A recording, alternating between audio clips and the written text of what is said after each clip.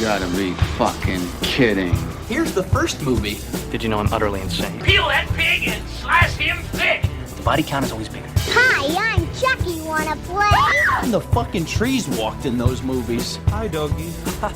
What a story, Mark. The greatest trick the devil ever pulled. It's just like your opinion, man. Life moves pretty fast. If you want your sequel to become a franchise. 37 dicks. In a row? I'm your number one fan. Hello everyone, welcome to Marathon Me and our next installment in the Wes Anderson Marathon podcast, where this time we're talking about Fantastic Mr. Fox. Hell yeah. Don't buy this tree, Foxy. This is Bogus, Bunce, and Bean, three of the meanest, nastiest, ugliest farmers in this valley. You're moving into the most dangerous neighborhood for someone of your type of species. Your comments are valuable, but I'm going to ignore your advice. The cuss you are. Are you cussing with me? No, you cussing with me? Don't cuss and point You're at me. gonna cuss with someone, you're not gonna...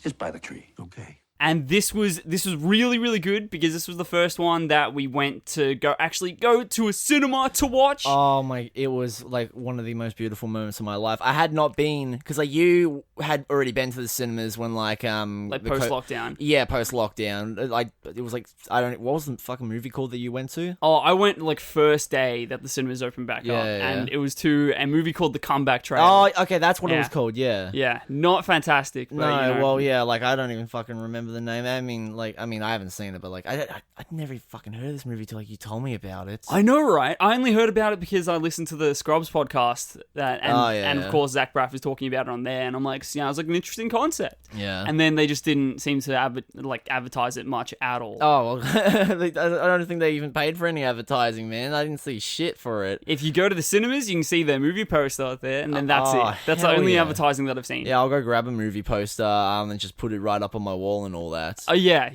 Let's all hang up the Comeback Trail posters. Oh, please, God, yes. Rooms. No, but, what's it called? Yeah, so that was your kind of like foray back into like the movie theater experience. For me, this movie, Fantastic Mr. Fox, was like the first time I had been to the movies since like March of 2020. Damn, that's like 11 months or something. Yeah, no, it was crazy. It was very surreal, kind of being back in a theater setting, especially like the one that we were at, because like it was a more like old timey kind of theater. We went to a double screening at the Astor Theatre in Melbourne.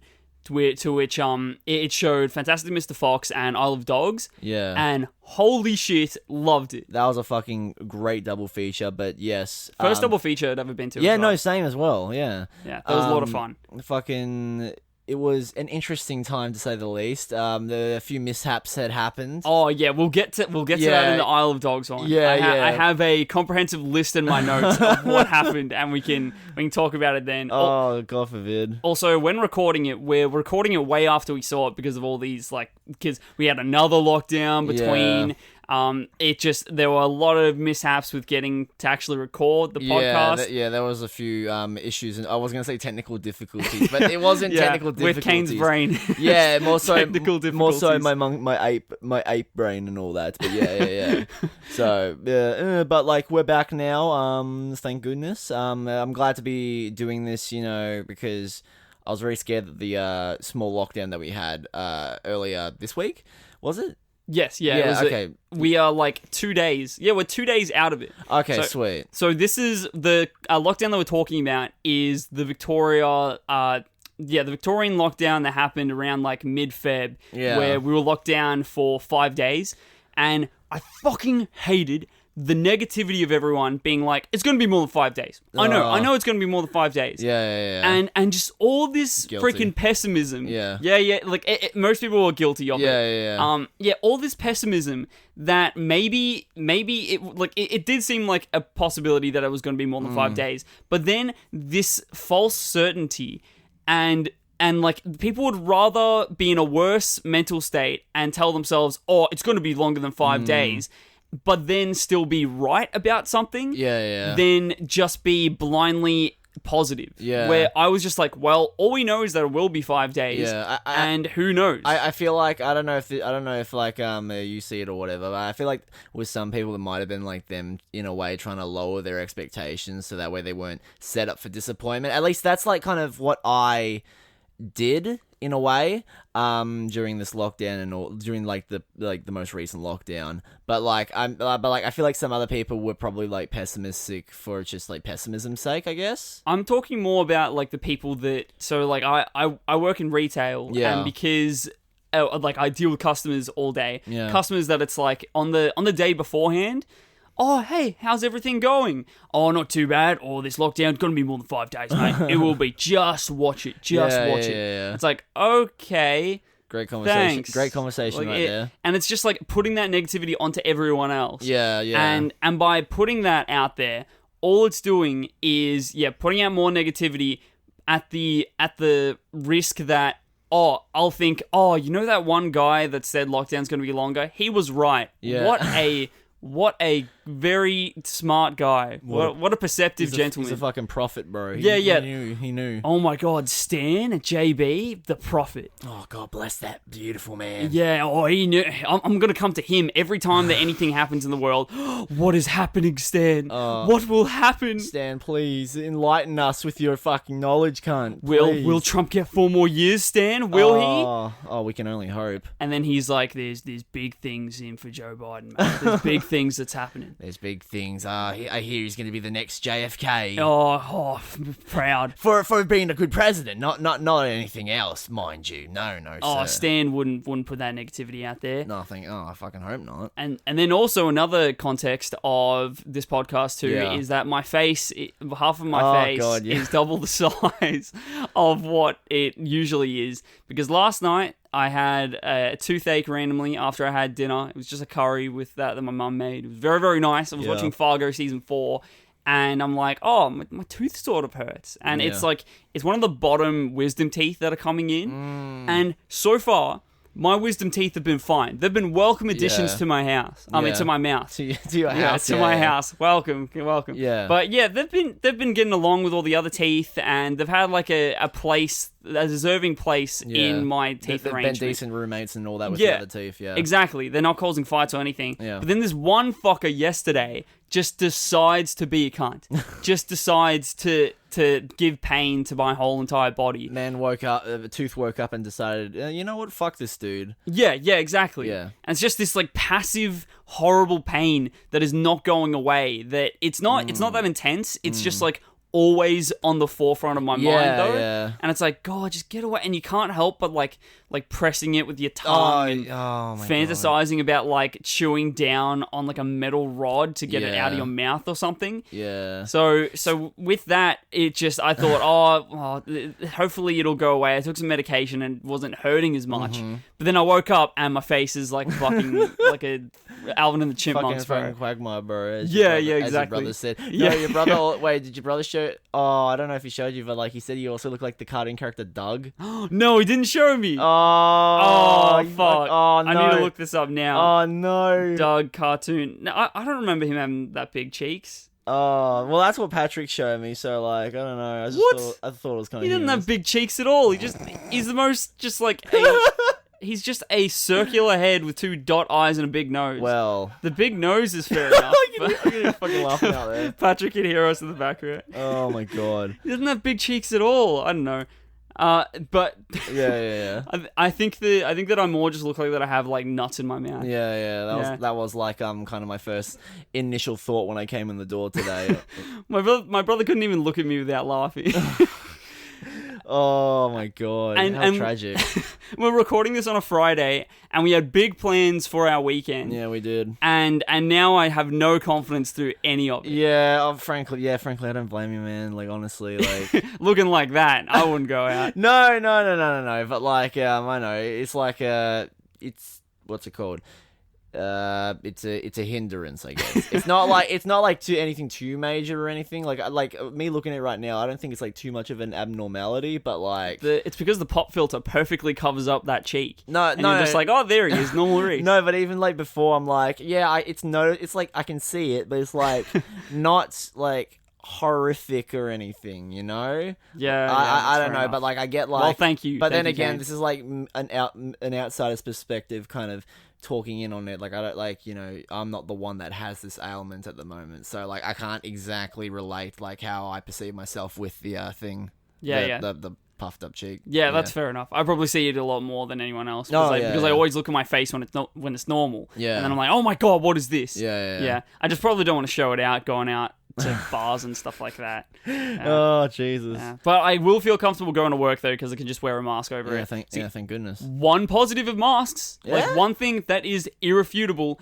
is that if you have something fucked up with the bottom half of your face, then you can go out in public and still, not feel shit. Just cover it up, bro. Yeah. Exactly. Too easy. Yeah, how good. Patrick just Patrick just texted me and said, if Doug's nose was his cheek, LMAO. Oh my fucking... that's cruel. Oh my god. That's cruel, man. But like both cheeks? So he has like two noses? Bruh. And is the nose still there? So there's just like 3 fucking triangles coming out of his face? Jesus Christ. Yeah, it's just 3 Doug-sized noses. Just everywhere. Oh my god, fuck that. That's my face anyway. Okay, so after 10 minutes of talking about my cheek, let's get into the cinema experience of Fantastic Mr. Fox. Oh, yes, we were greeted at the cinema by an agent, Dale Cooper, at the refreshments bay. Oh, I forgot about that. Holy shit. Yeah, I know, because it's been a couple of weeks. Yeah. Like, all my notes here, I'm like, oh, wow, that thing, I totally forgot. Yeah. And I'm like reliving it. It's great. Yeah. See, that is one thing that I love about this podcast is that we can relive the feeling of what we had during good movies. Yeah, fuck yeah. But then when we're reliving shit movies, that's gonna be a bit awful. Well, I mean, like, if we're at least having a fun time during, like, say, a shit movie or whatever, then that's okay. But it's like we can bitch about it and like get it out of our systems. Yeah. Or if we had like a fun time watching it, then there's also like that we can like look back on fondly. You know? Yeah. And then also when we got into this theater, because the Astor is like, the whole gimmick is that it's this retro cinema that is like straight out of the like 80s or whatever. They had also like retro trailers play. So I'm pretty sure it was on film. It looked like, or at least it had film grain, so it made it seem like that it was retro. Looked old as fuck. They had whole like, let's all go to the lobby sort of promos and stuff like that. I really enjoyed that. To make you feel truly like you were in an 80s cinema experience. So we had the trailers for Raiders of the Lost Ark and Star Wars, and they showed like the OG trailers of them. Oh my god. Like, I had never seen the OG trailers for these movies, so it was like a very like kind of surreal experience, I guess. I fucking love just how different they are to trailers now. Oh my god, yeah. It's a totally different thing that they advertise. And it's even like down to like the voiceover. Like, we always have that same really deep, over the top, like, this summer type. Like, and also there's not a lot of like, actually now you don't get a lot of voiceover, even though summer thing. You don't get any voiceovers really anymore in trailers. It's just like you get like a text box that's just like, you get like a title screen that's just like, coming soon this summer or whatever, like that kind of crap. Yeah. Or from the director of blah blah blah blah blah. Like, you don't get the cheesy voiceover anymore, which is like a real shame. Like, in these old trailers, you have a whole fucking guide to the movie. Yeah. That is like, that tells you, it's like, maybe it's a lot more friendly to like people that are visually impaired, because it just describes everything that's going on. Yeah, but now it's like, Harrison Ford kicks a man in the face on a car, and it's like, oh, cool. Yeah, now people don't. Now the creators don't care. They're like, fuck the visually impaired, man. We're not even gonna tell them what happens. Yeah, they can find out they can ask the person next to them in the theater. Yeah, they can watch the movie. What's happening? They can watch the movie in Braille or some shit. Like, fucking hell. Yeah, just leave it to that. You know how they have like fucking like 3D cinemas, 4DX cinemas, V Junior. What if they have like Braille cinemas? Oh my.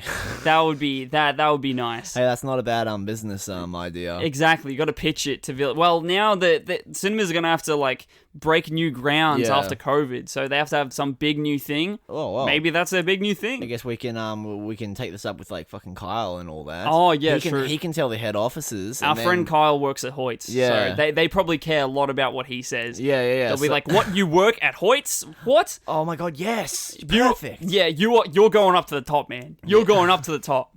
Right away. He'll like beelining you to the CEO right now. He'll fucking like get all cocky and then just steal our idea. It'd be like a fucking plot from like a Simpsons episode or some crap. Like the fucking flaming moes or whatever. I should cut this out of the episode actually, in case anyone else takes it and patents it. Yeah, that wouldn't be a good idea. Oh god.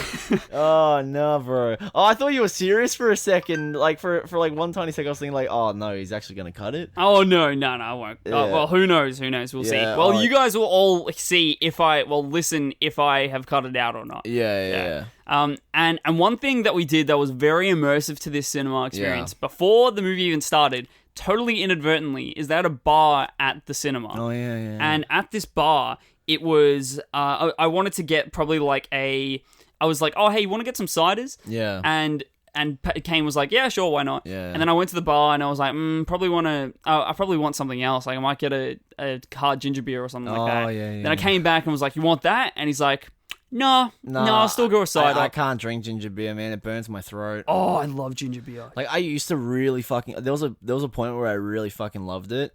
But like now I don't know. I can't stand it. It just burns my throat. Gives me bad acid reflux. So I'm like, no, it's very acidic. But also like so is like apple cider. And shit. But like cider's more easier for me. I get it goes easier for me. Okay, I can't judge. I don't know what your taste was. Yeah, it soothes my throat more than hard ginger beer. I was very happy that you said though that you'll still get a cider because I just I sort of caved and was like, sure, I'll get one too. Yeah. And I totally forgot about all the cider shit in this movie. That like the main it's Bean, right? Bean, Bean is the cider guy. Yeah. So this whole movie that's like based around this cider industry. Yeah. Where they're drinking ciders, very immersive. Yeah, no, it was pretty cool. And it was very, very it was very refreshing as well. Yeah. So it was a nice kind of moment when when the movie was starting, we cheersed our sides, and it was kind of like a nice little celebratory thing, being like, yes, we actually get to go to the movies together again. Yeah, exactly. Yeah. It was very nice. And then when it came up in the movie that it's like, oh fuck, yeah, Bean is a whole like he's an apple cider.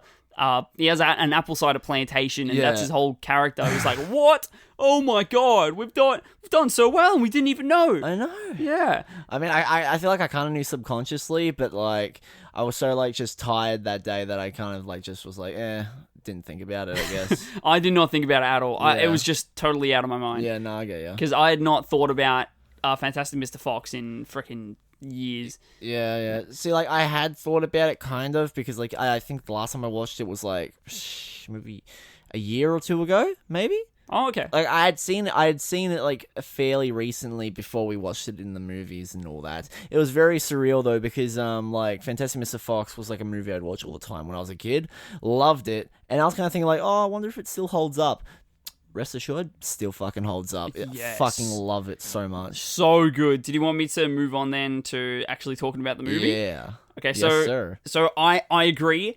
Just a really fun movie. Oh yeah. So stimulating and just cute. It's so fucking cute, man. It's it's cute. It's pleasant to look at. Like, this was like Wes Anderson's first stop motion, because first animated film / stop motion, because like there was like semblances of stop motion in Life Aquatic. You could see those roots, those seeds being planted. Oh, definitely. Him sticking his toe in the pool of fucking animation. But no, like what's it called? Yeah, it's just there's like I feel like I'm gonna be like really biased when it comes to me like praising this movie a little bit, just because like I got a lot of nostalgia for it. But like no, like objectively speaking though, animation wise, it's so fucking pleasing to look at. You got the classic Wes Anderson colors. You got the yellows, the oranges.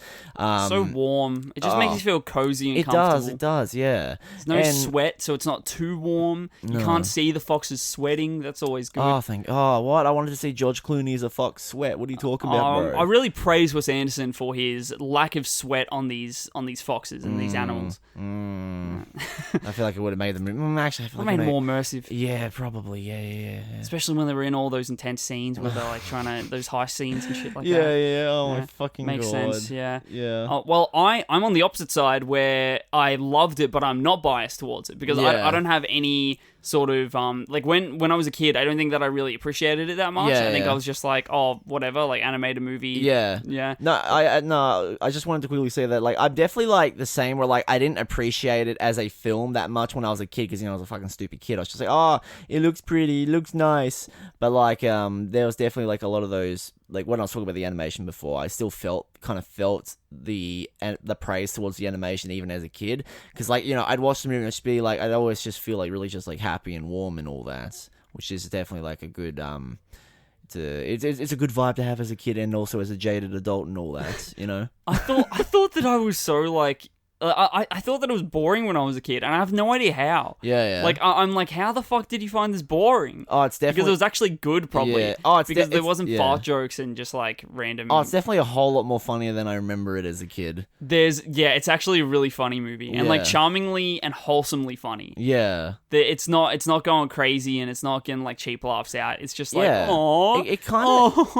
in a way, it kind of doesn't... In a way, in some aspects, it doesn't feel like a typical fair kids movie, because like there's a lot of just like talking, there's a lot of like just like there's no like big bump, there's like big like crazy zany shit happening and all that, funny montages, wacky characters, but like compared to like say like other animated films like fucking I don't know like I don't know, like a lot of the more recent Disney films or whatever. Good Dinosaur. Oh god, I don't even watch that crap. Oh, I haven't seen it. I have no interest. Like fucking I don't know, something like one of the older Disney movies, like fucking Come on, you can like name one of them. Aladdin, Aladdin, a Goofy movie or some shit like that. Oh, no, I think this is on totally the same vein as a Goofy movie. No shade to a Goofy movie, but yeah, it's like it felt a lot more subdued for a kids movie. You know what I mean? Did you notice where all the laughs were coming from in the theater?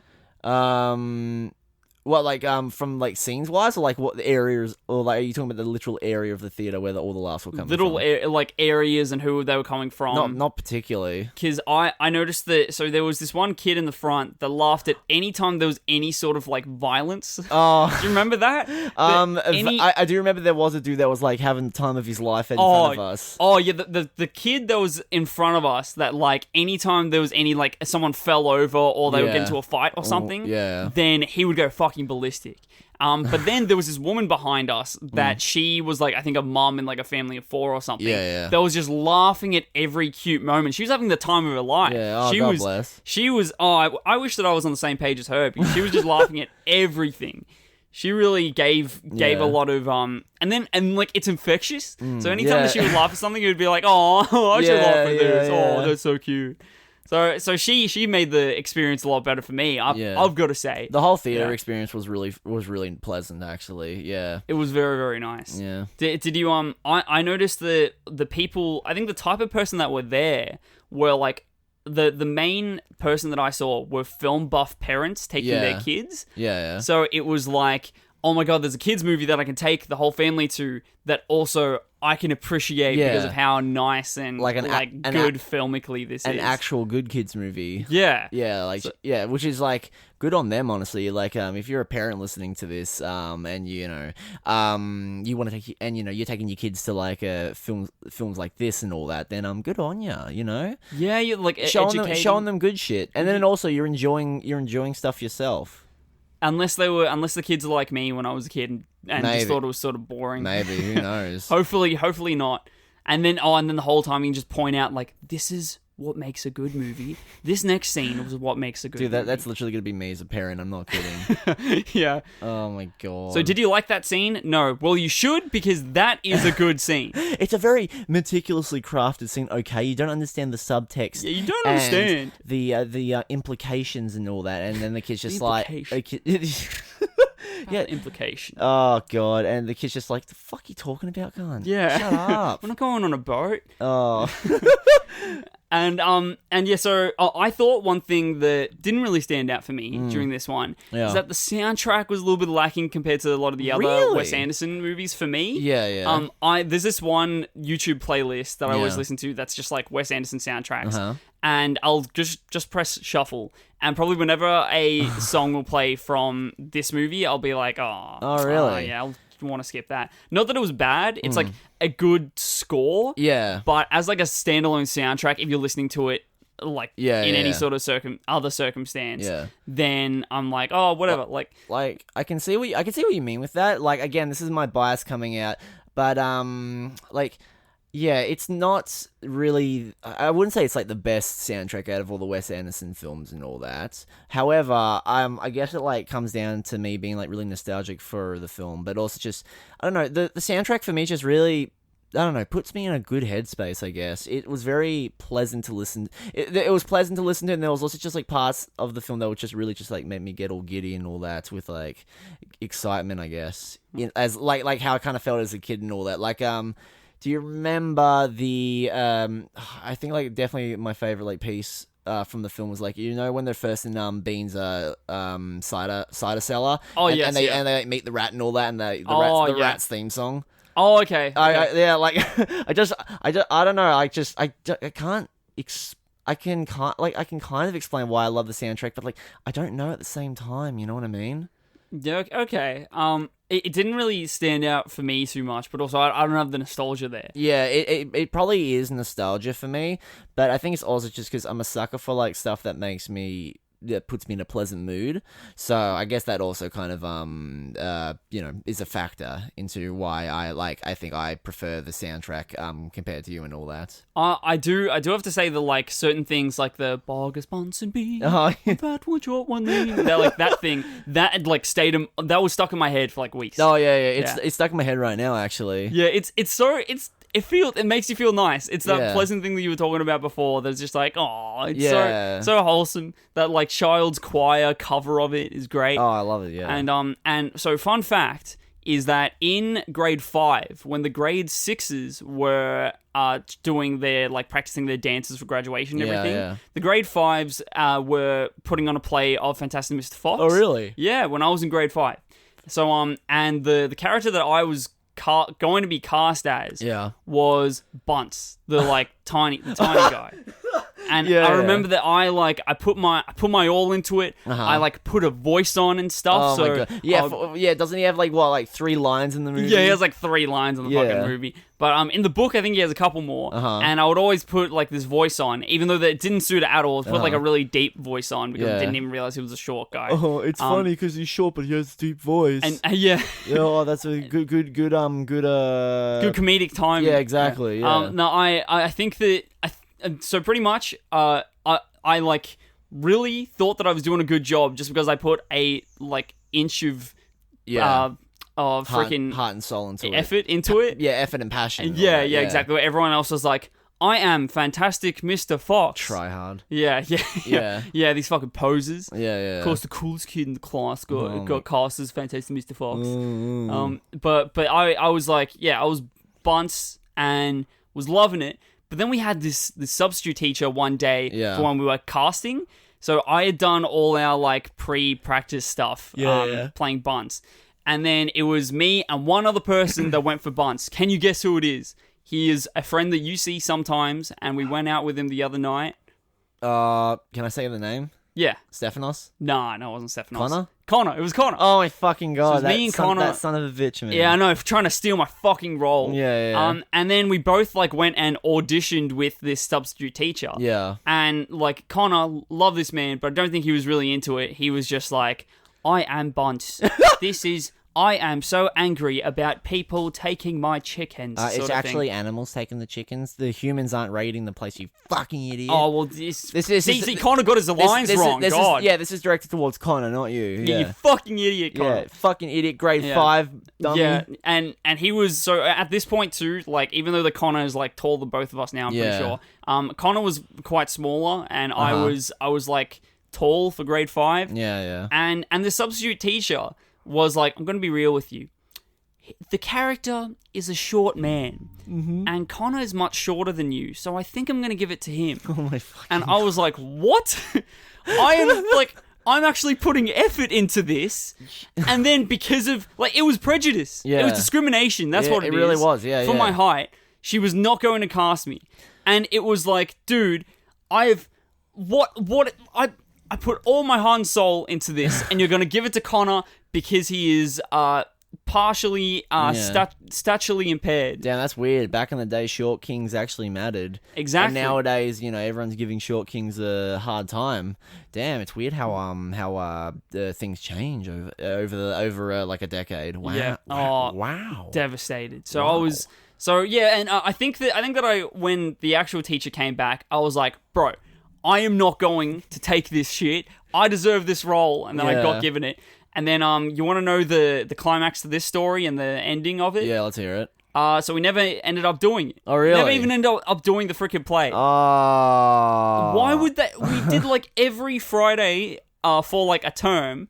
We would spend like 3 hours or something rehearsing. Yeah. Then we never even did it. What a fucking waste of time. I know. Fuck? How stupid. And not to mention the emotional toll that it put on me. Yeah. With fighting for my role with 5 lines in the Jesus, novel. man, you're starting to get emotional now. Yeah, man. I'm I'm worried. God. So this is a bit of a traumatic event for me, and no wonder I didn't do any of the stage plays during high school. Oh yeah. Even though that I would have loved to, I was just like, no. What if it leaves again? What if I don't get the role? and then it never even ends up happening anyway. Well, I mean, like, I mean, I didn't have a similar experience, but like, I felt a tiny bit of that pain in year 12 when they were like, "Oh no, we're not gonna do a play this year. We're gonna do a fucking like dance thing or whatever." Do you remember that? They were gonna do like a Michael Jackson tribute. Yes. And then the funny. fucking Michael Jackson documentary came out, and they're like, "Yeah, we're not gonna do anything now." And I'm just like, "You fucking joking, cunt, Oh no, please." what they did was like a couple of weeks beforehand when the Michael Jackson doco came out. Yeah. They were like, let's make it an 80s night. What? And then they just did 80s music, even though most of it was Michael Jackson anyway. Huh? Yeah. Wait, did this actually happen? Yeah, it actually happened. Yeah, me, Jacob, Sonia, and Casey went. Fuck. Yeah, you know, the awesome foursome. Yeah. We went to this, and it was great. What the fuck? Yeah. Okay. We also like almost weren't going to be able to sit together because there was like this one mum that was like taking like she was in like the middle of these 4 seats. And we're like, "Hello, so sorry. Could you move over here so that we take the 4 seats?" And she was like, "Oh, okay. She's acting like a fucking child. And it's like, you get to go 1 seat ahead. You're not sitting with anyone. Why are we... Like, we actually want to sit 4 people, so we need the 4 seats. What a bitch. Fuck that bitch. So, I hope she's listening to this right now, whoever and she's she like, is. "Oh, no, I'm going to complain." Oh, well, fucking do it. And leaves a bad Google review for our podcast. I dare you, bitch. Do it. Fucking do it. And then we'll have a name and we'll come to your house. My fucking... We're gonna take your actual seats. Take your lazy boy that you have set up in your lounge room. We're getting fucking cancelled for this, bro. That lady's gonna sue us, man. We're not saying her name or her address, so that's all right. Well, I mean, we don't know her name or her address yet. No, that's fucked. Yeah, tune in for the next episode where we reveal her fucking name. We'll dox her on the fucking podcast. Yeah. Sounds like a great idea. Dox Karen. Whatever plan. her name is. Yeah. Did you notice during the movie that like the scale kept on changing the whole time? The scale. Yeah, the scale, as in like objects around them. So obviously because they're like foxes and they're animals, like most things were bigger. But then there were certain things that were the same size of them. Like one thing that comes to mind is like at the end when they're drinking juice boxes. Yeah. The juice boxes the tiny juice boxes. Yeah. Oh, okay. So are those like, did they have in the supermarket extremely small juice boxes meant for animals? Maybe it's like one of those like Coles minis, you know? Maybe. Yeah, actually that's a good point. Yeah, they like, because these like 2009. Let's pretend. It's like 2009. Maybe like in because the movie takes place in America. I'm assuming maybe like in 2009 in rural America, they were doing Coles minis. They set the trend of Coles minis exactly, and they actually like made them like edible and all that. For maybe. Unlike nowadays where they're all plastic. I mean, they're still edible. You can eat them. I don't recommend it. You shouldn't, but you can. You shouldn't. It is possible. You can, but why? Why would you do that? Why would you even think about that? For people that don't know what Coles minis are, it's they had this thing called Little Shop where like every $20 that you spent at Coles, which is like our supermarket. $30? Yeah. Okay. Oh, sorry. Yeah. I wasn't too invested in it. You're $10 off. I wasn't too invested. It was more like my mum was very into it. It was a very like a middle-aged mum type thing. Yes. Yeah. Yeah. My mum was very much into it. I mean, like I don't blame them. They are cute and all that, but because like I don't spend $30 at Coles and all that, so I'm not going to be like, oh, I need to spend $30 and I need to buy like fucking 30 cases of Vicks or whatever to spend $30 or some shit. I'm coming in to get one Monster Energy drink for $3. Should I get 10 so that I can get a mini Tim Tams packet that I can place on my shelf? Do I want to risk? Of course. Do I want to risk a heart attack and wasting money for a little shitty minifigure? You're not forced to consume all $30 of shopping that day. No, I have to, man. Oh no, I've got to get rid of it because it's just going to take up space if I don't. Exactly, man. Come on. The little shop causing heart attacks everywhere. Yeah, God bless. Are they doing it again? Like, I think that it's only had 2 series so far. Because I didn't. There was no like not that much fanfare when I heard about when like a series 2 was coming out. I know they got over it, which like sucks because like that shit was big. So like you think like it would. I guess just like I don't know, like the hype just died down. They're like, yeah, whatever, it's just another minifigure and all. I mean, they're like better minifigures than most shopping centers have because like. Other like shops like Woolies and all that will have like garbage shit like fucking and like I remember when I was a kid they had like animal fact cards. Oh yeah, that sounds familiar. Fucking stickers. You would have loved that as a kid, though. I did love it as a kid. Trust me. Yeah, I was crazy about that. I have vague memories of Elephants have how many teeth? Oh my god. Yeah, Day made. And now looking back on it, I'm just like, the fuck is this garbage? Get this shit out of here. I ain't buying my kids this crap. What a waste of plastic. I mean like I guess the Ushis, I guess are kind of okay. I don't really care for them though, to be honest. But like, I know there's like a big audience for that. At work, we have this one Ushi that's on one of the like counter computers that is, I think, just like a bunch of celery. Is it Baby Yoda? Oh no, it's one of the It's one of the Safeway ones. Oh, okay. Where it's got this. Yeah, it's just this like piece of celery or something, but it has this huge ass. Like I don't know why they put this bubble butt. On this celery. Shit, fucking big bank over here. Yeah. Jesus. Wow. Yeah, and I gotta come to work then. I gotta come to your work. Sorry, not to my work. Fuck. I said out loud the other day, like, oh damn, Mary has some ass on her. Oh. But I was thinking, like, fuck, what if there's customers around that are named Mary? Who the fuck's gonna be named Mary nowadays? There's Marys that would be around. I don't know, man. Unless you're a fucking like a sheep herder in the goddamn pioneer days. I don't know, man. I don't know. Only sheep herders are named Mary. Sheep herders because of that one song. Sheep herders and fucking and bloody women and bloody women that love tomato juice and Jesus' mother. Yeah, yeah. The only 3 types of Marys in this world. Yeah, those are the only Marys. Yes.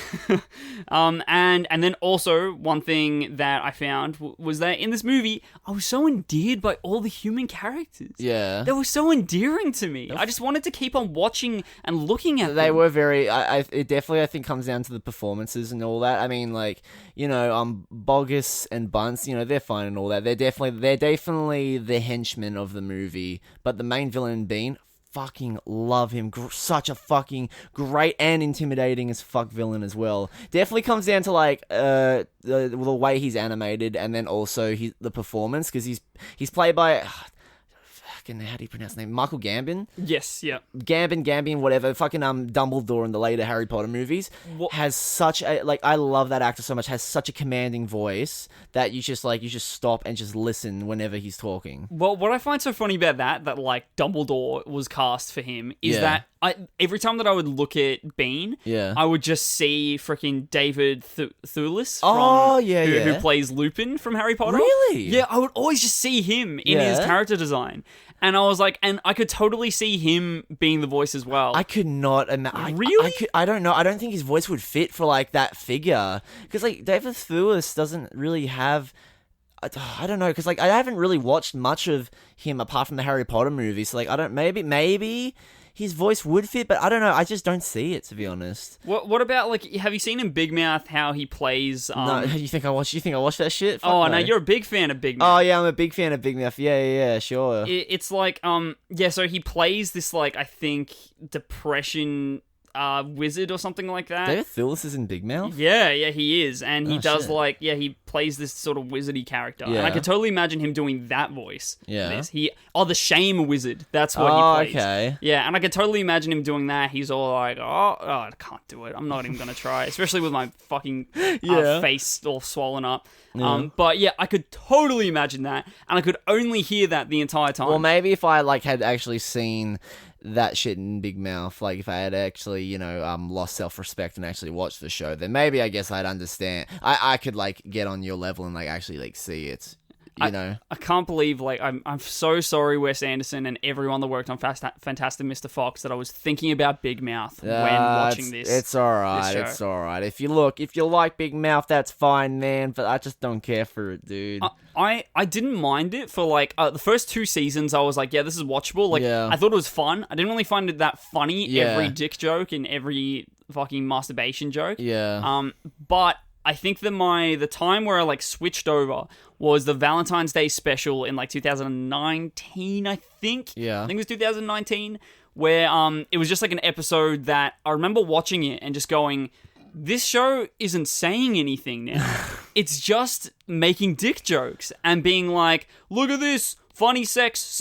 Was it ever really saying anything, though? But I 100%, I truly believe that the first 2 seasons, even though it was full of dick jokes and whatever. Yeah. I think that it had things to say. Like, it had things to say about puberty and growing up and sexual discovery. Yeah. I totally think that they did. I was talking to my girlfriend Ruby the other day. Oh yeah, nothing gets a girl to fall in love with you more than talking about fucking Big Mouth. Oh, she doesn't mind it either. I think that she's on the same page as me. Oh god, I gotta have a talking to with her now as well.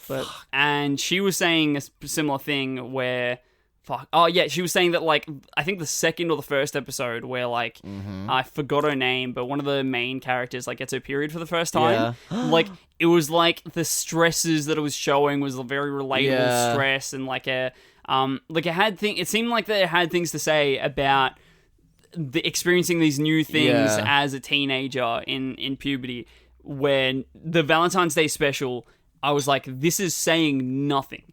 One other thing that I find really stupid is the whole fucking ghost in the attic of what's his name? Oh fuck, because like I've watched bits and pieces. I've watched like videos of people talking about Big Mouth. I watched like Watch Mojo's top 10. Oh no, I remember the video. Top 10 moments Big Mouth went too far. Ooh. Yeah, and I was like, ooh, okay, I gotta see this. If I see went too far, I need to fucking see this. We need to watch this whole video. I'm waiting. Watch all 11 minutes and 59 seconds. I'm waiting for the video. Top 10 It's Always Sunny moments that went too far. Do you know how many Always Sunny moments are not on streaming anymore because of the? I feel like I know the blackface centric ones. So like the Lethal Weapon episodes are taken down.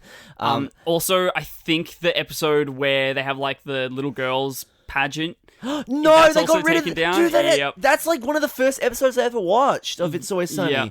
Are you fucking kidding me? And I'm just watching it now I'm rewatching it with my brother because he hasn't seen any of it. And we're loving it. Man, that is a show that is so rewatchable. Oh, like, fuck holy yeah. shit, yes. I was watching like a bunch of clips of it last night actually. Oh, nice. Just because like, I don't know, I just like, it's just a nice thing to come back to and all that. And I always have a good laugh. Even if I'm not laughing, it's just like, it's a kind of like comfort show for me now, even despite like the awful, content. It's a comfort show for me. Even though how foul like some of the things are like there being a reason for it being taken down, I still really want Patrick to see it. Yeah. So we're gonna have to find somewhere online where the Lethal Weapon episode is. Lethal Weapon 5. Because I love, like, it's not even the blackface that's funny. It's funny that like Mac just changes character halfway through because he decides that he wants to be a different character. So and I'm like, so they mentioned it a couple of episodes before the actual episode where they show the Lethal Weapon 5 movie. Dennis is like showing his like a new wife. He's like, oh, we have these DVDs and Lethal Weapon 5. We actually made that one, and Mac wanted to change characters halfway through for some reason, so it's a bit weird, but it's great. And I'm like, dude, we need to see this, even though that it's not. On here. We need to seek this out. You have to educate your brother on this shit, man, honestly. And to go back to what we were saying before, the irrelevant ghost that makes no fucking sense being a Big Mouth what's he called? Is Edward Duke Ellington. Who the fuck is that? It's like some like, I think 70s jazz singer. Okay. And he's a 20s composer, who died in the 70s. Who's he played by? It looks like it's played by Jordan Peele. Oh shit, okay. Yeah. I don't know, Jordan Peele, you're making Oscar-nominated movies, and then you're in this. All right. Yeah. talk about a fluctuating career, Jesus. And I'll go. But anyway, it's like I watched a video that was talking about Big Mouth and how it just is so tonally absent that it's like, who is this for? Because with all the sex jokes and everything, you would assume that it's made for like 12 to 15-year-olds. I feel like that. But then they have Duke Ellington as a main character, who is a 20s fucking jazz composer and pianist. Like, what? What the fuck? I feel like they're... Who's that for? I think maybe, like, either they were trying to get, like... No, not even. I was going to say, maybe they're trying to get, like, a rise out of the adults, but, like... I don't know any fucking adult, unless they're like goddamn World War I veterans or some shit. I don't know what fucking adult that's watching Big Mouth is gonna know who Duke Ellington III is or whatever the cunt's name is. Yeah. No, but I think maybe they was just trying to do like a funny random obscure celebrity gag, kind of like a Family Guy type thing where they just like Duke Ellington, what are you doing? Yeah, here? exactly. They try to do like some like just they like pick out like a random celebrity or something. Like Peter Griffin would be like rock drummer Tommy Lee. Yeah. Oh my god, like it's just like that kind of shit. It's just like yeah, we get it. Okay, cool. All right, sweet. Cheers. Yeah. Yeah, I get you. Don't do it again. 17 seasons, I think. Wait, what season? Sorry, off topic. What season's Family Guy on right now? I think. I haven't watched. 17. I haven't watched any of the new seasons past 17. I think. I watched it. Oh, it's no. That's not correct. Yeah. It comes up here with when you search up Family Guy seasons, it says 2 seasons. Oh. What? That is not correct. We can only dream. I think that it looks like that it's up to potentially season 20. Jesus, okay. Yeah, but also like I think that America have like one more season than we do, or something. Like we're a season behind for some reason. Like season 1 and 2 were combined. Yeah. Like I noticed that, and I'm like, what the fuck is this? Like it always confused the shit out of me as a kid. Yeah. Damn, I actually kind of want to watch season 20. Just like I want to see like I just want to see it, I guess. I watched an episode the other day when I was on under the influence of something, and it was. That is the way to watch Family Guy. It is. It is. So I've watched it under the influence of something, and like it's like I was watching like old Family Guy and all that. Were you watching old or new Family Guy? I was watching new Family Guy. Oh god, I feel like I would hate to watch new Family Guy. What made it so good when under the influence was because it seemed like, so you know how it's the classic thing in a Family Guy episode, same with The Simpsons, that it's like starts off with them at the zoo or something. Yeah. So there's like a setup that's like 3 minutes of something totally different to what the mainline story is. What are you talking about? It's like usually in Family Guy it's like 7 minutes. Like fucking or 7 minutes or whatever.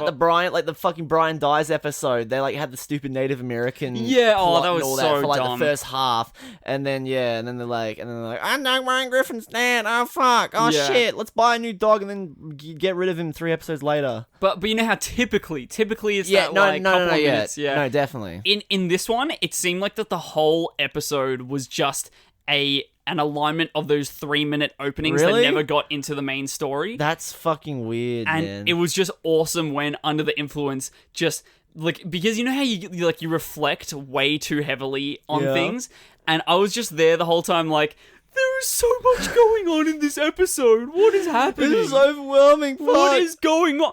5 minutes ago, they were in freaking Turkey, and now they're over here at a concert in Rome. It doesn't make any sense. Like, it was just all over the place. And I just kept on every couple of minutes being like to my dad and my brother, I was like, what? So much is happening. Sure, you didn't just like watch like 3 episodes in a row, but you kept like checking out. Yeah, true. Time. You'd like check out at the second half of each episode. Time does go very, very strange when in that state. So that's a good point. I was very confident that it was just one episode because there was an American Dad episode on afterwards. Yeah. That I didn't really get into it as much. As Family Guy was just like over the top ridiculous, where then American Dad I found a little bit more like foul and realistic. That I was like, ugh, I don't like this. Oh wow, I don't really? like this. Oh really? Yeah. But I don't know. They were both new episodes though, and it was very strange. Oh no, that was it. It was. We turned it off because it was one of those episodes that I really don't like usually in sitcoms and cartoons, where it's like they're telling like a history story or something, and then it's all the characters playing like past versions of like their family line or something. I've always been like hit or miss with those kind of episodes in any TV show and all that. The one I kind of look fondly on is the It's Always Sunny episode, just because of the fucking mainly just because I just love Dennis and Mac dressed up as fucking British royalty. Patrick and I skipped that episode the other day. What? It was the first episode that we skipped because we got a couple minutes through and we were like, can we just go on? It's worth it. No, you should have just fucking just gone to the part with like, yeah. Oh, it was just like, I just hated that it was like, pretty much what they did, it seemed for the first 5 minutes that we watched, was that it was just like a normal Always Sunny interaction, but with no substance.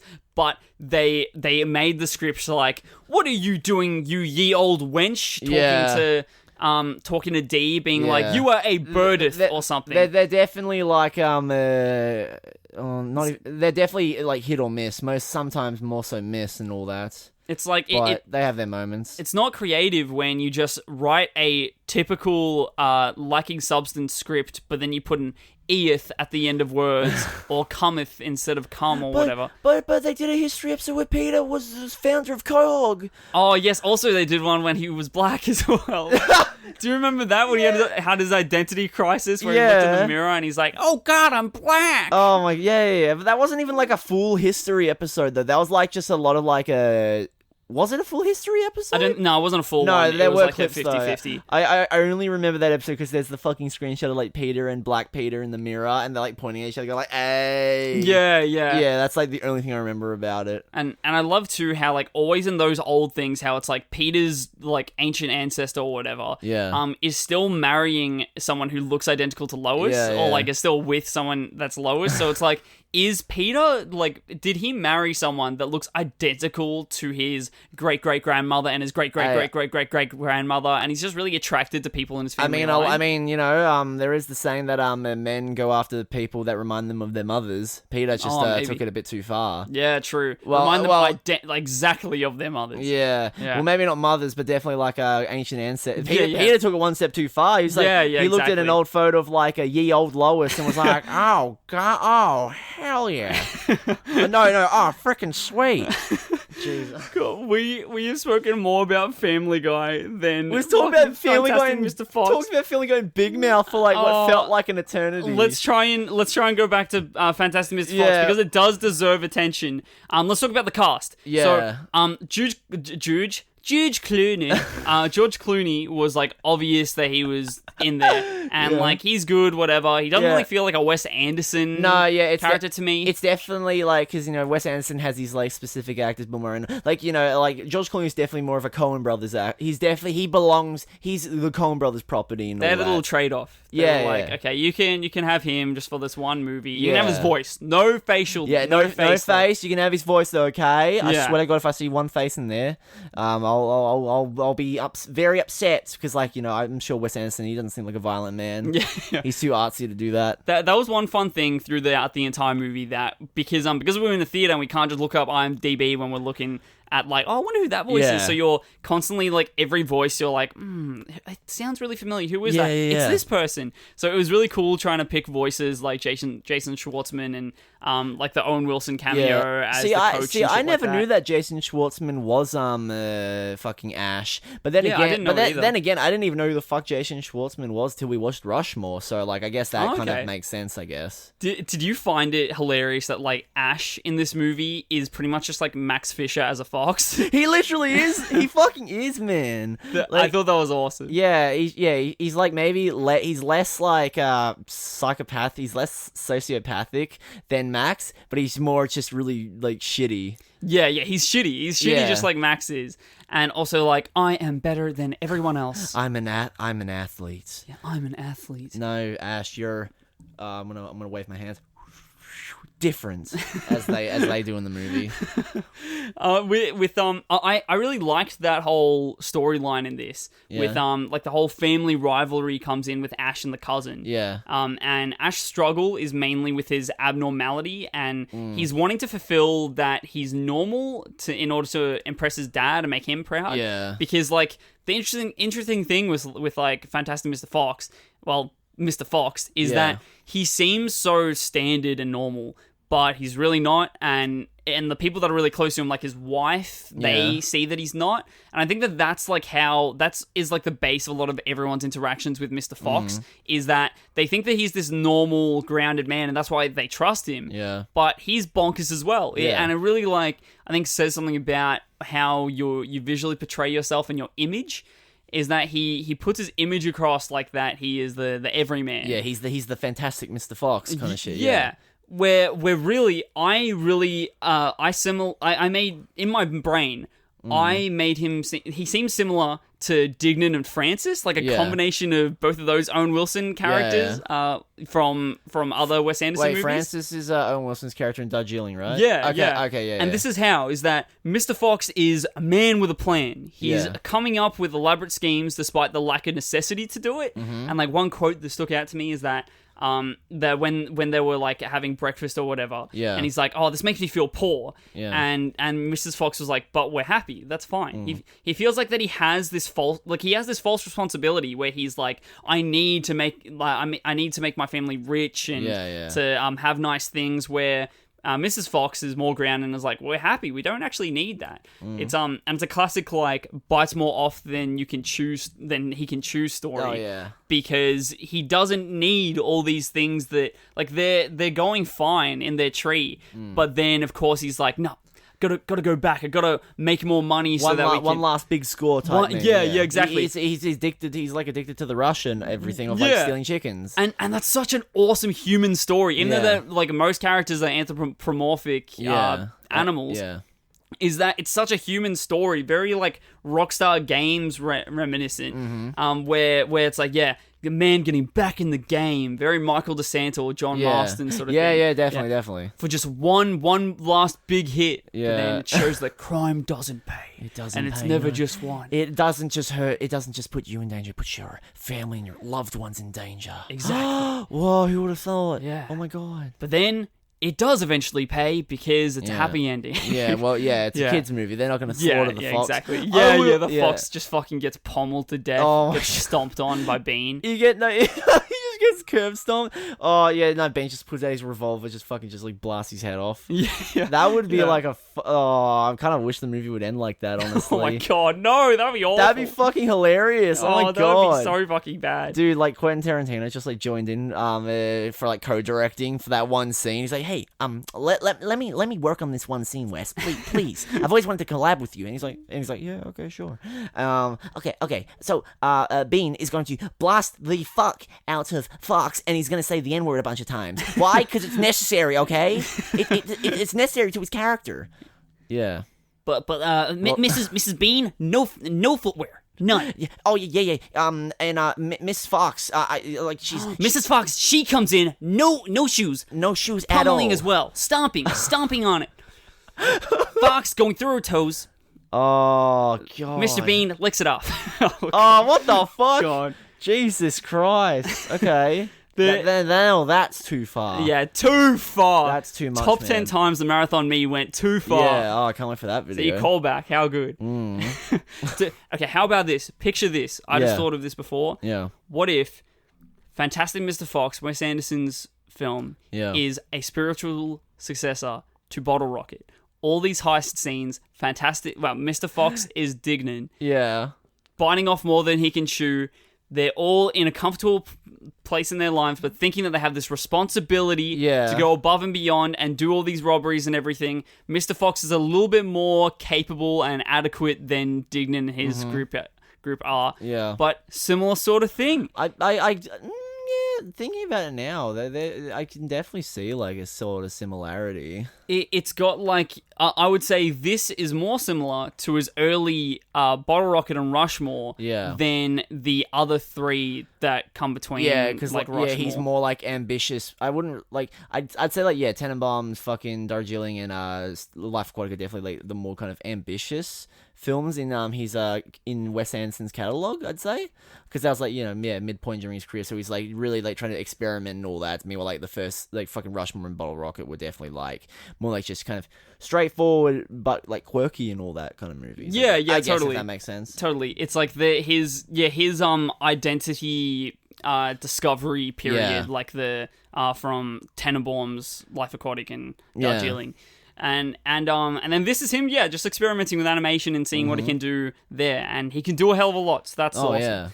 Yeah. One thing to go back to the whole like not Max Ash ash thing. Yeah. Something that I found fun. That was like a nuancey sort of thing. That was like a conclusion to his storyline where he's like able to sort of find himself a little bit more and embrace his abnormality as he successfully helps his dad to like do the final heist or whatever and get back his cousin. Then in the ending supermarket scene, everyone is drinking apple juice. Yeah. Where he's drinking grape juice. Okay. He's happy to embrace this difference and this abnormality. Okay, I actually didn't really notice that. That was the final scene. I noticed that and was like, wow, that's awesome. I love like Wes puts in little things like that. Yeah. That I fucking love, and it makes you feel really good when you discover them because you're like, wow, like when something like that is hidden, it feels like that he's talking to you directly. If you notice it, it's like. Wow, like that was for me that he put that in. Yeah, it's for everyone that noticed it. That was for them. That's definitely something to appreciate about the man. Is that like shit like that is not spoon fed. You know what I mean? They could have just done like a whole thing where it's just like he does like some like big fucking over the top thing to show that he's not different, to show that he's happy with being different or whatever. Or he could like literally like in the hands of a lesser director, he could just be like, I'm happy with being different, but like he could say it to the camera. Or like it just says it in a scene, but like he doesn't really verbalize it. He's just kind of like seeing like his body language and just like how the way he presents himself in like the final scene and all that he's like happy, like you said before. Wes Anderson is like 100% a show don't tell director, and good on him for that because that it's a lot easier to tell and not show. Yeah, definitely. But he doesn't take the easy way out, and he makes people feel good, like when they're not spoken to like they're fucking idiots. Yeah, no, it's something that like a lot of like lesser directors would really need to kind of get a grasp on, you know? Yeah. And there were some actors in this movie that I didn't even realize were in it, like Meryl Streep playing Mrs. Fox. I had no idea. Yeah, that's fucking weird. Like I don't know, I don't know. That also kind of feels like the whole George Clooney thing is like Meryl Streep in a Wes Anderson movie just feels like what the fuck? Okay, weird. And Wes Anderson actually like did the voice of Weasel in this, so that's nice. I remember seeing that in the credits, and I was like, oh, okay, interesting. Because like I completely forgot what Weasel's voice is like, because I've always been kind of curious as like how Wes Anderson, how he speaks and all that. I don't remember what his voice sounds like. I think that he sounds very similar to Jason Schwartzman voice-wise. He's very soft-spoken, calmly voiced. Like, he could definitely do ASMR and like put me to sleep. Definitely the kind of vibe I get whenever I see photos of him and all that. Seems like a very calm, relaxed guy. Yeah. And then there's also one thing that we have to mention, Bill Murray in this. Oh my god. I think that I turned over to you at one stage and was like, this is the most stable character that Bill Murray has played in a Wes Anderson movie. He's like actually made, he's in a decent, well I mean like, you know, the only non-stable thing that happens is like, you know, his flint mine gets fucked after he gets flooded with cider. Yeah. But that's like not really, that affects like everyone, not just him. Meanwhile, like, you know, like every other movie that he's been in the Wes Anderson filmography, he's miserable. He's miserable, or like I feel like just Wes Anderson kind of just hates Bill Murray, but like just keeps casting him because he feels bad every time. He's like, no, I'll give you a good role this time. I'll give you a role that isn't depressing this time. Yeah, this time you're gonna have your shit together, Badger. Yeah, Bill Murray. Sorry, I'm just seeing you as Badger now. Definitely, I think how I think it happens that like because he was so depressed in Tenenbaums, Wes was like, okay, you could be the protagonist in Life Aquatic, but you're still depressed though. But you find closure at the end of the film, okay? And then because you're the protagonist in that one, I have to put you in a little bit part in Darjeeling, okay? Are you happy with that?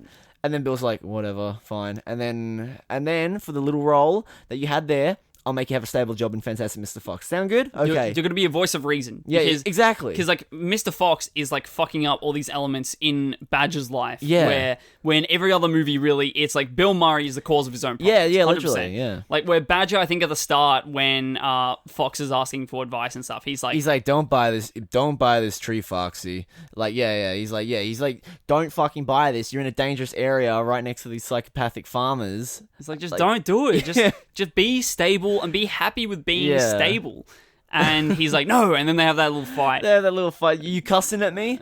You cussing the bitch. The cuss you are. I actually really like that running joke where it's like, you know, there's clearly like they're trying to do like the whole like they wanted to swear in the movie, but like they're doing like the whole like the cuss you are. What the cuss?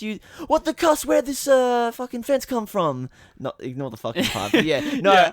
I they avoid to swear and then they just swear. I really loved that running joke though, with it's just like just using cuss for every time they would swear and all that. I thought it was cute. Also, it's cute the whole like joke that they're still animals, and when they have a fight, they're like, "Rah!" Yeah. Oh, I fucking love. Yeah, I love that. So yeah, and then cute. they like go ravenous with the food and all that as well. Yeah, exactly. Oh, so fucking good. I love it. Yeah, Mr. Fox, whenever he eats, so wasteful. I know. Just bind down. It's like he's like Cookie Monster. He Yeah. just bites down on it, breaks, and then goes all over the floor. Yeah, it's no wonder that they're fucking poor because he keeps like spilling half the food for Christ's sake. Your wife made you pancakes. I think it was pancakes. This nice short stack with some butter and syrup on top, and then you just fucking tear it to shreds. Don't even put it in your mouth. Yeah, it's disgusting, honestly. God, so wasteful. Food. I am passionate about food conservation, and that just made me mad. Almost left.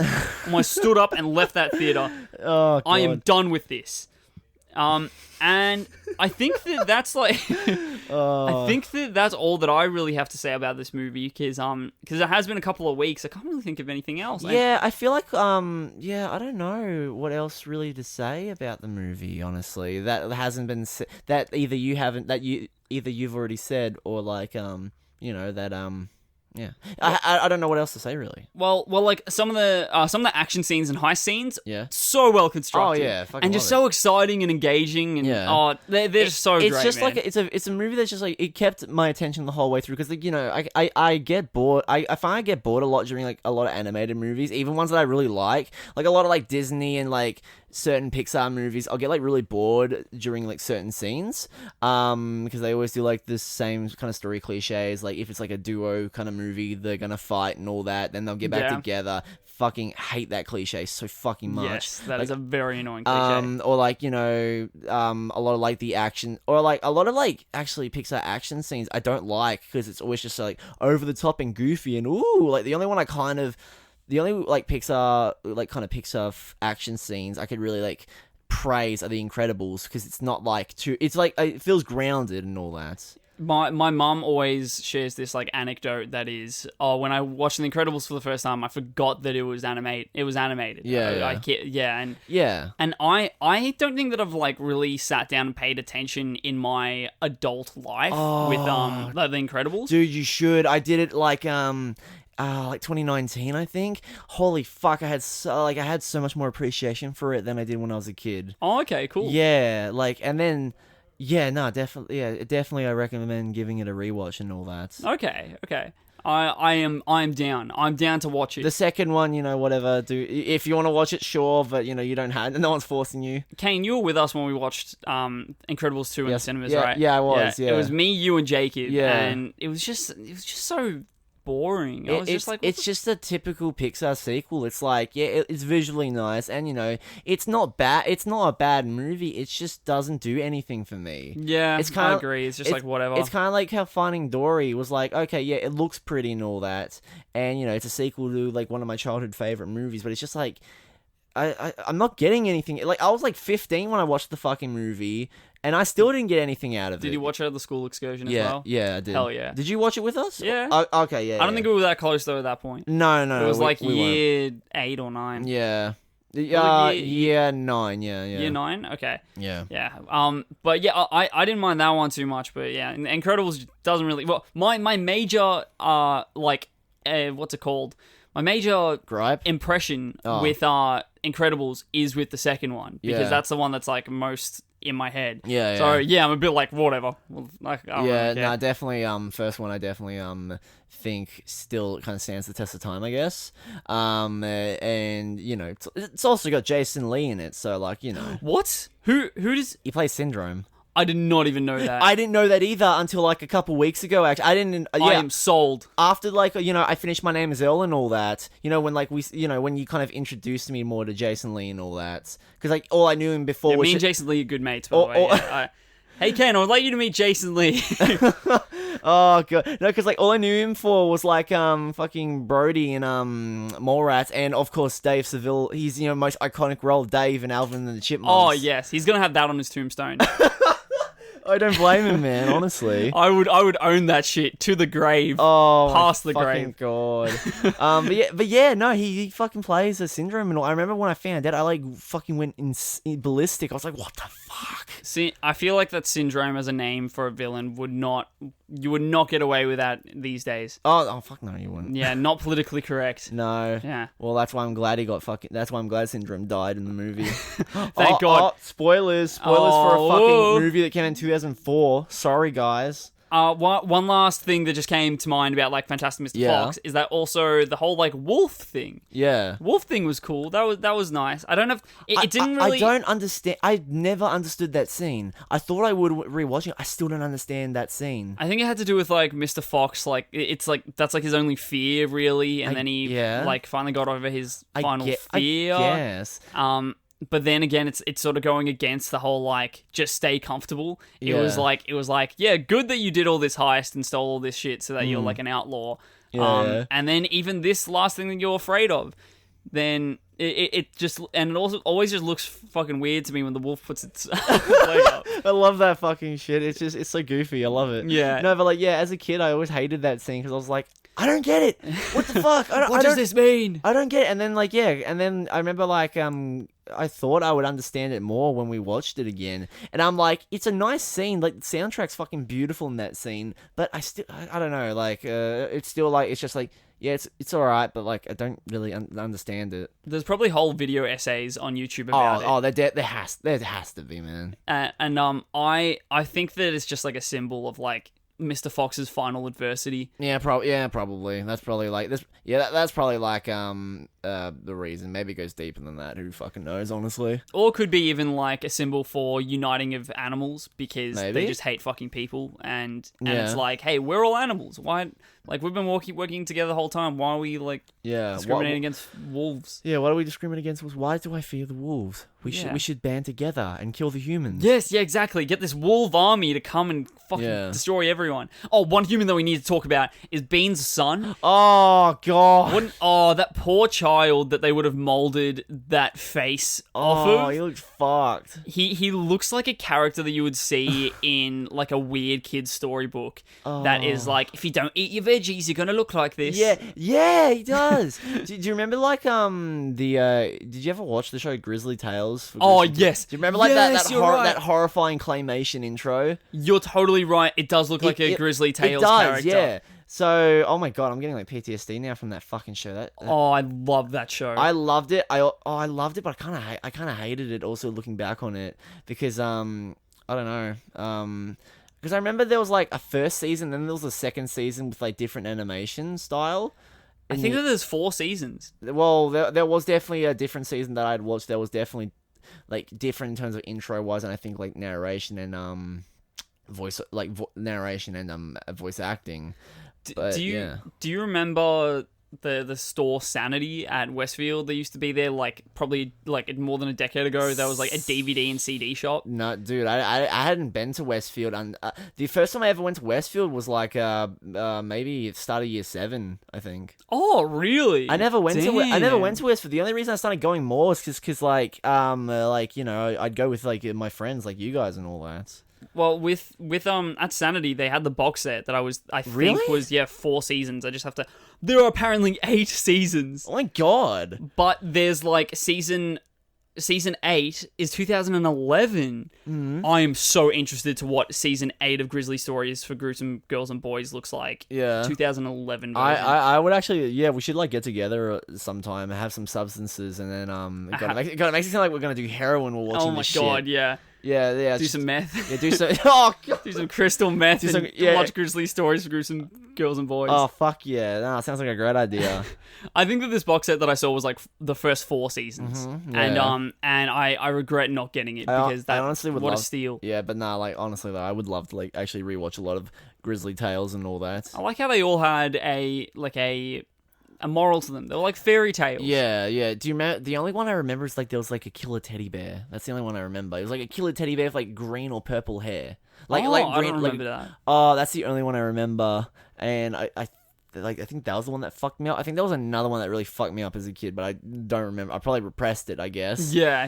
That goes in the repressed memory. No, I think the intro kind of just was the thing that fucked me up, because that old man that is creepy as shit. Like the old man's like long-faced man. Yeah, he was creepy as shit, and like the way he kind of like jerks his head and all that when he's like pulling out the film reels. Oh yeah, he's like like I remember I actually remember having a nightmare of that shit, and yeah. Oh wow, Yeah. Just really is trauma. It really is. Sorry yeah. for re-invoking this trauma, dude. That's Oh, all right. God. Well, you know, we re-invoked. We brought back some of your childhood trauma earlier this episode, so got to come full circle. With what? The fucking Fantastic Mr. Fox that you got gypped out of the goddamn show. Oh yeah, sorry. I already repressed it again. See, already put that deep down in the. Oh god, hyperventilating now. Oh god. Shut up! Calm down, man. I think that's probably all that we have to say about Fantastic Mr. Fox. Yeah, seems but like that. Overall, again, another great fucking Wes Anderson movie. There's not gonna. I thought that like, in my list from last time that I watched all of them. Yeah. There were some that I didn't like, but now rewatching them, every single one is a banger. Yeah, is an absolute banger. Definitely, every single one for me is definitely like. There are some that like I don't like as much as others. Like fucking, I gotta call out Bottle Rocket again. Fucking, you know, there's like there's movies that like I'm not as crazy about compared to others. However, I'm not like, you know, tearing them down. I'm not like bashing them and all that. You know, they're still good movies. It's just like, I don't know. I'm just like, I didn't connect with them as much as say like you did and all that with like certain movies and all that. Yeah, that's but fair I enough. can still appreciate them, especially like during like especially afterwards during like our conversations and all that, because that kind of like gets me to think more about it gets me to think more about the movie and all that, and then give me a newfound appreciation. You know, I think that something else that comes to mind with like with us reviewing the Wes Anderson movies. Yeah. I think that it truly puts us in a category where we're like art critics. Like we're discussing art. Yeah. Yeah, like we're not just like talking about movies like Scream, like Scream 3 or some shit. Yeah. Like we're 100% talking about we're 100% criticizing and critically analyzing art. God, we've become pretentious. I knew this would happen. We've become Siskel and Ebert, dude. Yeah, Oh too big already. Oh shit, fuck. Oh, too big for our little tiny podcasting boots. Oh yeah, we want bigger things now. We want to expand our horizons.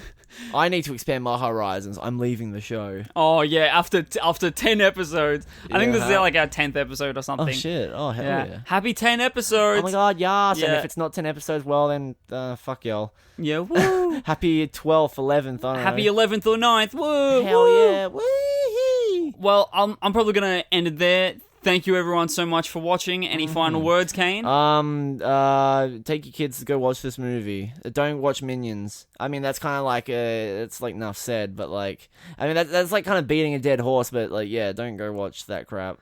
Take your kids to go watch this, please. Very good point is that kids' movies can still be great. Yes, exactly. This gives me hope. Yes. So it's not an exclusive genre where it's got to be shit and full of piss and fart jokes. To be honest, though, this movie was 2009, and now it's like 10 years later, and they're still. I feel like it's kind of getting worse. They're not even like chugging along like movies full of like shit and piss jokes. It's more so just forgettable garbage shovelware crap, you know? Yeah, just to like put in front of kids' faces. Yeah, they're like, oh, pretty animation, look at that, oh wow. So it's just like, okay, whatever. Well, goodbye everyone. Have a great week, and we will see you next time in Moonrise Kingdom. I'm so excited. Goodbye everybody. Yes, cannot wait. All right, have a lovely night. Mwah. And don't forget to check out our Facebook page at Marathon Me Official, all one word, and our Instagram, MarathonMe_official, to keep up to date on the podcast. And hey, if you want to get into contact with us, email us at marathonmepodc, yes, the letter C, @gmail.com. Like podcast without the ask.